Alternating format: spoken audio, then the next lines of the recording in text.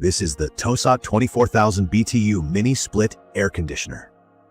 The indoor head looks clean and modern, with a discreet front panel, rounded edges, and a slim LED temperature readout that fades into the face when it's off. The louver opens smoothly, and the TOSOT logo is small enough that it doesn't shout for attention. The outdoor condenser is compact and sturdy, with a dense coil pack and a blue fin-style coating to help resist corrosion. The whole setup feels solid in the hands, heavier than I expected at roughly 123 pounds for the combined shipment, so I planned my mounting and lifting carefully.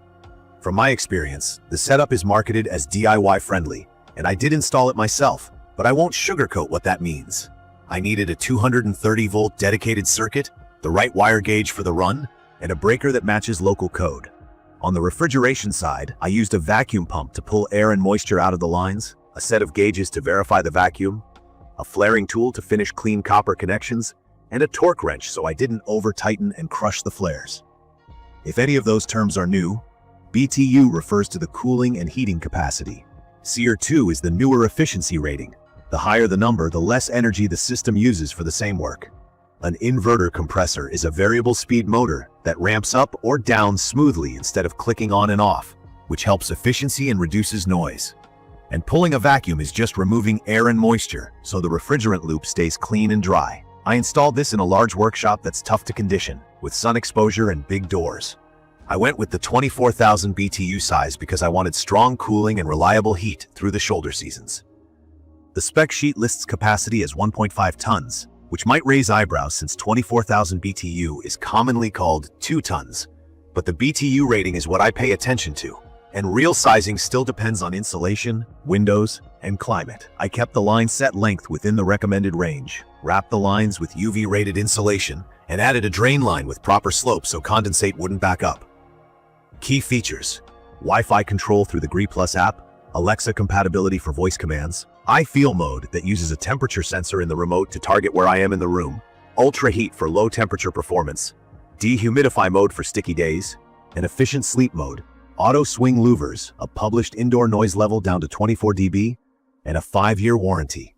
The manufacturer is Gree Electric Appliances of Zhuhai, which gives me confidence because Gree builds a lot of the mini-split hardware people already trust. The listing shows 4.4 out of 5 stars across dozens of ratings, and it sits in the split system category rather than window units, which is the kind of setup I prefer for permanent spaces. On the first power-up, I had a moment of doubt because the indoor display didn't light. I found out the remote batteries were weak from the drawer where I grabbed them. Fresh batteries and the display popped right on, so not the unit's fault. Once running, the indoor head was whisper quiet. The best way I can describe it is I hear airflow more than machinery. The outdoor unit is also muted for its size. I measured about what the spec suggests for normal operation, and I never got the droning noise I'm used to from older condensers. In my opinion, the inverter design is doing the heavy lifting here. When the space reaches temperature, the compressor settles into a low, steady rhythm instead of slamming on and off.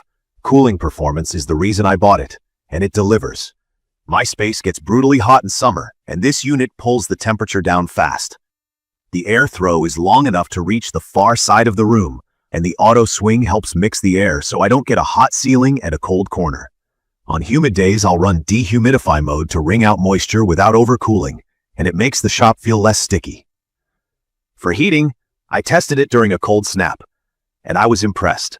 The marketing talks about low ambient heating down to well below 0, and while I didn't hit the bottom of that range, I had steady heat in the teens without electric backup. The defrost cycles were smart and brief. The Gree Plus app is straightforward. I set schedules, tweak temperature on the way to the shop, and link it with Alexa so I can nudge the set point hands-free while I'm working.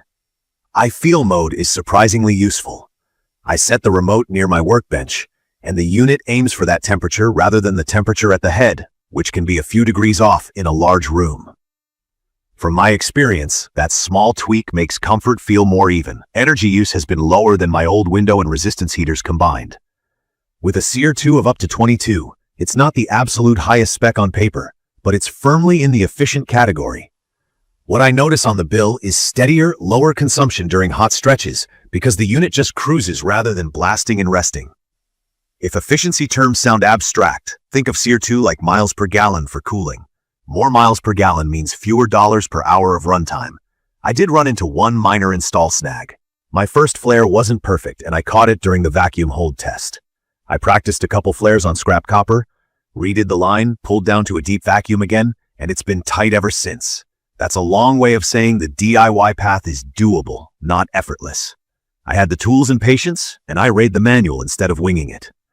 If any part of high voltage wiring or refrigerant connections makes me hesitate, I call a licensed installer. I'd rather pay a little than risk a leak or a warranty headache. On the topic of warranty and support, the unit carries a 5-year warranty, which I appreciate. I've seen mixed stories about customer service across different sellers. Mine arrived without damage, but I inspected the boxes carefully because shipping dings can happen with heavy equipment. The internal packaging around the coil and compressor looked robust.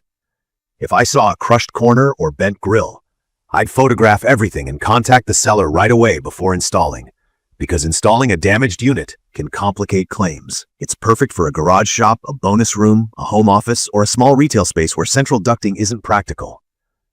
The ductless design means I avoided tearing open walls for big vents, and the result looks clean. Noise is so low I sometimes forget it's on, which is great when I'm recording or on calls. I also like that it runs on 230 volts, which keeps current lower than a similar load on 120 volt circuits, though it does mean I needed that dedicated breaker. I'd recommend this for someone comfortable with light electrical work and careful mechanical steps, or someone planning to hire a pro but wants solid value and modern features. The hardware feels well built, the controls are simple, and the performance checks all my boxes. If a wall sleeve, line hide channels, or condenser pad are important to me, I plan those extras because they're not always included. I also add anti-vibration pads under the outdoor unit to keep harmonics out of the wall. Cheap upgrade, nice payoff. In my opinion, the TOSOT 24,000 BTU mini split hits a sweet spot. Strong cooling and heating, very quiet operation, and smart features that I actually use without being fussy. It looks clean on the wall, and the app plus voice control make day-to-day use painless. I respect that it's built by Gree, a name I've seen behind a lot of reliable systems. I keep realistic expectations about installation and support, and I treat the manual like a checklist instead of a suggestion. In conclusion, this system has made my space far more comfortable while trimming energy use and noise. I get quick cool downs, steady winter heat, and I don't have to think about it much. That's what I want from climate control. If I were starting again, I'd buy the same unit, plan the install carefully, and enjoy the quiet.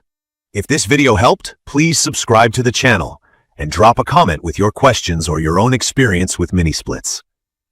Thank you for watching.